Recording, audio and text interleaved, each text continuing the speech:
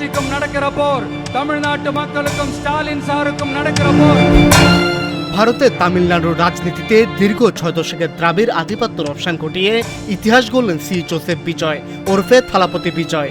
অভিনেতা থেকে রাজনীতিক বনে যাওয়া এই তারকা ক্ষমতা গ্রহণ করে নিলেন যুগান্তকারী সব সিদ্ধান্ত, যা নেট দুনিয়ায় এখন চরম আলোচিত। রোববার স্থানীয় সময় সকাল 10টায় চেন্নাইয়ের জওহরলাল নেহরু স্টেডিয়ামে শপথ নেন থালাপতি।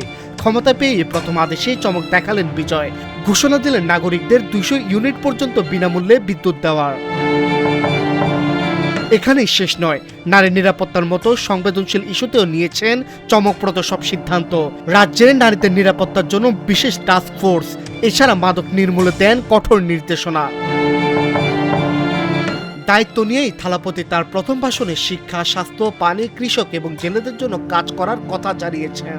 তাছাড়া মিথ্যা প্রতিশ্রুতি ও আশ্বাস না দেওয়ার কথা জানান এই তারকা মুখ্যমন্ত্রী। ছোটবেলা থেকে বিজয় সিনেমার পরিবেশে বড় হয়েছেন। বাবা এস এ চন্দ্রশেখর ছিলেন জনপ্রিয় তামিল নির্মাতা।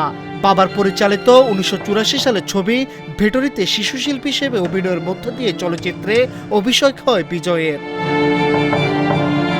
এক সাক্ষাৎকারে এস এ চন্দ্রশেখর জানিয়েছেন, সেই ছবিতে অভিনয়ের জন্য বিজয়কে দেওয়া হয়েছিল মাত্র 500 রুপি। তখন কেউ কল্পনাও করতে পারেনি একদিন এই শিশু শিল্পী দক্ষিণ ভারতীয় সিনেমার সবচেয়ে বড় তারকা ও মুখ্যমন্ত্রী হয়ে উঠবেন।